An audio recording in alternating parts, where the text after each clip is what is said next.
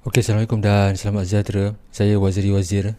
Tu episod ringkas kali ni dah nak kongsi sikit tentang kerjaya sebagai seorang fotojurnalis lah.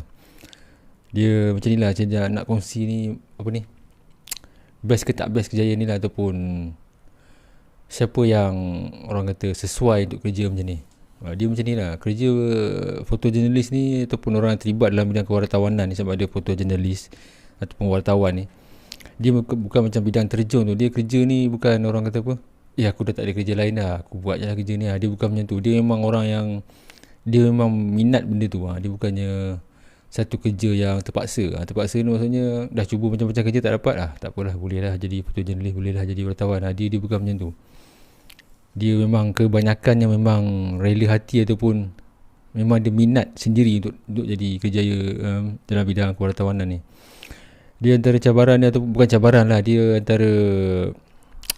antara ciri-ciri sesiapa yang boleh ataupun sesuai untuk terlibat dalam kerja ni adalah orang yang boleh bekerja secara fleksibel tau. Dia tak terikat dengan masa sangat. Contohlah macam saya tengah rakam ni tengah malam ni, lebih daripada orang kata lepas waktu tengah malam, sekitar 12 lebih lah, 12.30.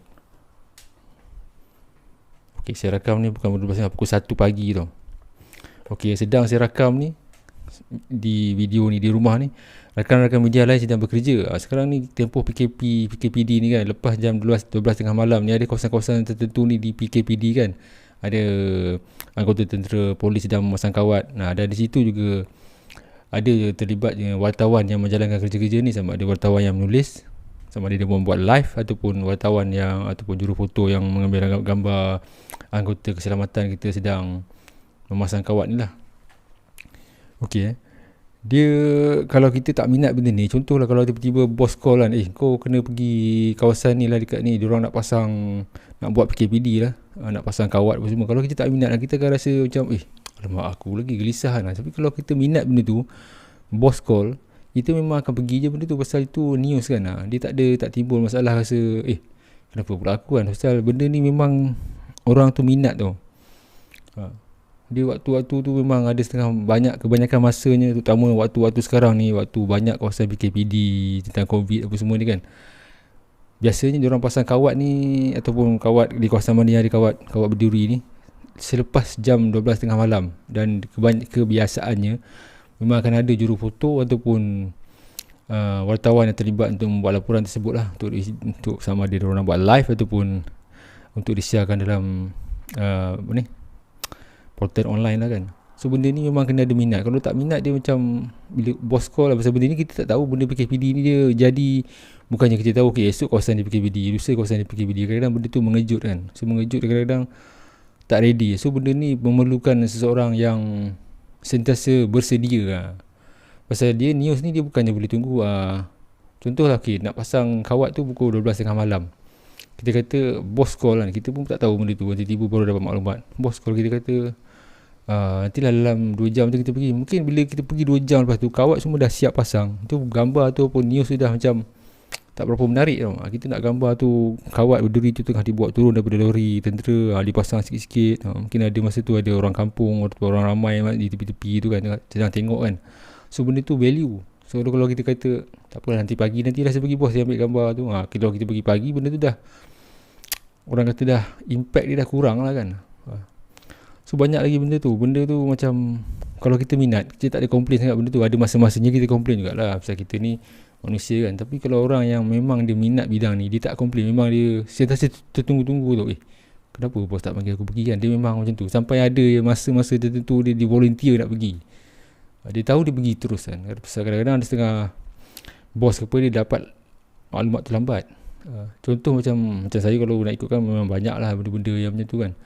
Saya masih ingat lagi ada satu cerita tu, bukan cerita lah, assignment untuk cover sukan C, di mana Sultan Terengganu, Sultan Mizan ni,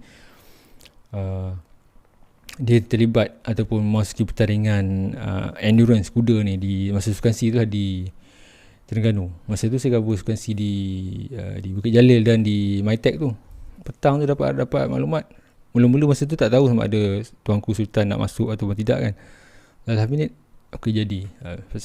Bila jadi petang tu, Pergilah bos suruh pergi, kita pergilah kan. Sebenarnya dah demam-demam masa tu kan, pasal memandangkan orang lain tak ada, dah masing-masing terlibat dengan assignment. Saya boleh kata agak free kan. Okey, jalan pergi sampai sana sekitar dalam pukul petang 6.30 nak pukul 8 kan. Terus pergi ke kawasan tapak endurance tu, tengok-tengok maklumat tu berapa. Rupa-rupanya dia start pukul 3 pagi. Pasal endurance ni lama ni.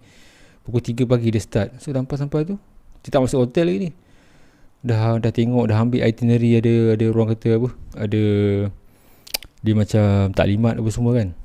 Sekitar dalam pukul 10 tu barulah cari hotel. Bila cari hotel tu, benda assignment pukul 3 pagi kan. Takkan kita nak tidur kan, tidur memang hanyut terus kan. Kalau assignment tu, kalau pelepasan kuda tu dilepaskan pada 3 pagi, takkan pukul 3 kita nak pergi lah. Tentu pukul 2 ataupun kalau tidak pun 1.30-2 pagi kita dari situ. So macam tu saya tak tidur lah. Duduk atas katil kan, tunggu lah. Pukul 1, dalam pukul 1.30 tu pergi ke kawasan pelepasan tu. Dan nak cerita tentang tidur dalam kereta ni memang dah banyak sangat dah. Tidur dalam kereta ni bukan pasal nak jimat duit hotel ke apa. Dia pasal dapat maklumat tu last minute. Last minute tu kata, oh esok PM nak pergi sana. Dia macam mengejut nak pergi ke Melaka ke Johor kan. Kita dah petang, so nak tunggu macam mana kan. So naik kereta pejabat, bawa pergi sana, sampai dah kadang-kadang dah lepas tengah malam kan. Ataupun dah lewat malam lah, macam tak berbala. Assignment tu mula pagi kan. So kita nak duduk hotel pun tak boleh, pasal kita tahu kita duduk hotel esok pagi. Lepas itu kita terus check out. Tidurlah dalam kereta. Tidur dalam kereta, mandi di surau pun semua. Lepas assignment balik ya. Kita tak komplain pasal masa tu kita memang minat benda tu kan. Walaupun penat, tapi memang seronok lah kan. Dia itulah antara pengalaman dia tu. Banyak lagi lah kalau nak cerita, orang kata berjam-jam tak habis kan. Antara lain lagi satu yang masih saya ingat lagi, di suatu liputan persidangan antarabangsa, saya tak ingat apa, 6 ke OIC ke apa ke. Masa tu ditugaskan di airport KLIA lah. Sebelum hotel sama-sama tu, sebelum tu nama dia Hotel Pan Pacific kalau tak silap. Jadi Hotel Pan Pacific tu dijadikan pusat media untuk official media Jabatan Perangan bernama RTM untuk menyambut ketibaan head of delegate ni, orang ataupun ketua-ketua negara ni.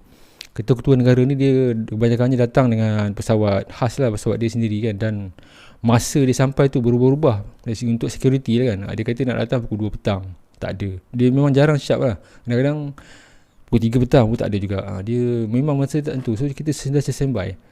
So sampai tengah malam tu, ada yang tu saya dengan kawan-kawan lain tu pakai satu suit dengan baju kot, kasut apa semua, tidur. Bukan tidur lah, baring atas katil menunggu arahan kan. Pasal dalam bila pesawat tu dah nak masuk ruang udara kita sempat lah ke sana kan. Dia tidur. Dia bukan tidur, dia orang kata baring atas katil dengan pakai baju kot dengan tie apa semua, dengan kasut apa semua kan.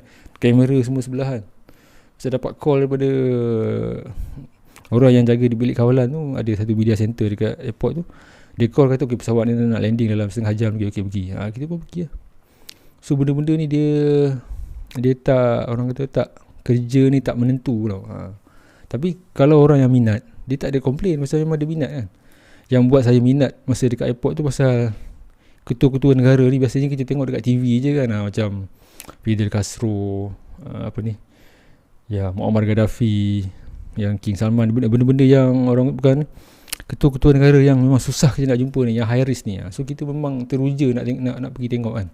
Kadang-kadang makan pun termis kan. Pasal benda tu memang kita minat kan. Penat tu memang penat lah, tapi dia kurang komplain tu. Dan ada ketikanya tak rasa macam kerja tau. Macam kita ada tugas untuk cover setengah-setengah pesta, ataupun contohlah festival ke, macam festival Gawai ke, hari keamatan ke, hari apa, macam baru-baru ni saya pergi, dah lama juga lah sebelum PKP ni kan, di Regatta Lepa kan, di Sabah kan, di Sempurna kan. Itu tugasan rasmi. Kadang-kadang rasa macam tak kerja, walaupun benda tu kerja lah, kita kena cari gambar semua. Tapi kita dah orang yang memang minat berjalan, suka travel, ni bos bagi pergi sana, dapat dengan tiket flight lagi, dengan hotel semua dibayar lagi, boleh claim pun lagi kan. Rasa macam tak bekerja tau. Walaupun tanggungjawab tu ada lah, kita kena rakam VIP, kena rakam, orang kata pergerakan bot tu. Penat tu memang penat lah kan, pasal bawa beg dengan lens tele semua kan. Tapi dia seronok lah. Pasal orang lain mungkin hanya melihat benda tu di kaca TV saja, tapi kita terlibat secara langsung di situ. Sama juga macam rakam pemimpin-pemimpin luar negara yang datang tu kan. Tak ramai orang berpeluang tengok susuk tubuh pemimpin luar negara tu berdepan-depan macam tu. Sama macam yang saya cover Barack Obama tu kan, yang 2 kali saya cover dia. Dan feeling tu lain lah. Memanglah benda tu kita tengok, kita rakam, bukanlah jadi duit, kita bukanlah jadi jutawan kan. Tengok benda tu, kita rakam gambar pemimpin negara ni, allowance masuk berpuluh-puluh ribu, tak ada. Tapi kepuasan tu, macam orang lah habiskan duit beratus-ratus nak tengok konsert rock, nak tengok perlawanan bola yang hebat antara mana-mana negara kan. Dia bayar beratus-ratus kadang-kadang untuk konsert rock, konsert muzik, ataupun nak tengok. Adalah benda-benda yang dia minat kan. Dia macam F1 kan. Bukannya dia bayar tu dia dapat, orang kata apa, melabur, dia dapat duit balik kan. Tapi kepuasan tu, dia bukannya bayar 100, bayar 300, balik dapat bawa balik barang kan. Dia puas lah. Macam kerja fotojournalism ni macam tu jugalah. Dia kepuasan dia tu susah nak cakap. Ada masa-masanya saya rasa macam tak bekerja tau. Dah lah dihantar ke tempat yang memang kita berminat, dibayar lagi, hotel pula disupport. Memang support lah pasal kita kerja kan, bukan kita makan angin kan. So apa lagi yang kita nak kan. Cuma dari segi income tu, kalau banding dengan kerjaya lain macam doktor, pilot, engineer lain tu, memang diorang tu lagi tinggi lah. Tu tak boleh nak cakap apa lah kan. Dari segi pengorbanan diorang pun lain, dari segi pendidikan diorang pun lain, tinggi kan. Jurufoto ni pendidikan tak adalah sampai macam saintis ke profesor tu, tapi ada kelebihan masing-masing lah. Dan saya tak menyesal lah memilih bidang ni kan. Memang cuma sekarang ni cabaran dia tu ialah pasal dah ada media baru dengan telefon semua, cabaran dia tu terlalu banyak lah kan. Cuma bagi saya, kerjaya fotojournalism ni ataupun kerjaya kewartawanan ni memang antara kerjaya yang menarik lah kepada siapa yang dapat tu. Memang yelah, dia tak menyajikan kekayaan, tapi memang pengalaman tu, memang banyak benda yang kita boleh cerita lah. Dan kita berdapat maklumat yang first hand tau berbanding orang lain. Itu kadang-kadang bila kita tengok di sosial media tu orang cerita bukan kita rasa macam rimas kan, pasal diorang ni tak dapat maklumat yang sahih kan. Lagi satu, diorang pula suka dengar benda-benda fake news ni daripada portal-portal berita yang sahih ni. Itu masalah masing-masing lah. Dia kalau nak sembang benda ni sampai berjam-jam pun takkan habis benda ni. Pasal memang orang kata apa, ialah benda yang kita minat, kita seronok kan. Memang orang kata kalau minum di kedai kopi, di warung kopi tu bergelas-gelas, 5-6 gelas pun tak habis. Saya pernah ada sembang dengan member saya tu, siang lah kan. Kalau malam tu biasa sejarang ni sampai 5-6 gelas tu normal lah. Benda tu tak orang kata apa, tak habis lagi cerita tu. Kita pun tak sedar kita dah duduk 3-4 jam lah. So bagi sesiapa yang meminati bidang ni memang bagus lah. Cuma itulah, sekarang ni cabaran itu lebih kepada digital gadget ni lah. Semakin ramai orang boleh jadi fotografer dan fotojurnalis. Dia kat situ je lah. So itulah dia perkongsian ringkas kali ni. Kalau ada masa nanti tengoklah saya sambunglah lagi sikit tentang cabaran dan orang kata apa, pahit manis dalam bidang ni lah. Nak kata pahit sangat tidak, manis sangat pun tidak kan, sedang-sedang lah.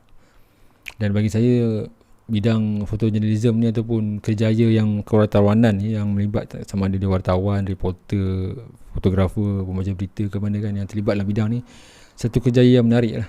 Walaupun dia tak glamour lah macam pembaca berita ataupun newscaster yang selalu keluar TV lah. Pasal kita ni biasanya kalau wartawan lain keluar di surat khabar tu, gambar saja, gambar dia tak ada kan. Macam kita mungkin ada nama atau biasanya nama jabatan saja, dia tak ada nama kita apa semua kan. Tapi kita puas lah bila kita tengok gambar tu, kita tahu kita berada di situ, sejarah tu kita yang rakam. Kita rasa puas kat situ lah. Puas hati ni benda yang tak boleh dinilai lah kan. Sama juga macam orang tengok perlawanan bola ke ataupun apa-apa sukan ke, yang bila tim dia menang kan, dia puas lah. Puas tu bukanlah bagi dia kenyang ke apa, tapi dia puas lah, puas hati kan. Okey lah, sampai setakat ni dah dulu saya punya perkongsian. Nanti ada masa nanti insyaAllah saya sambung lagi.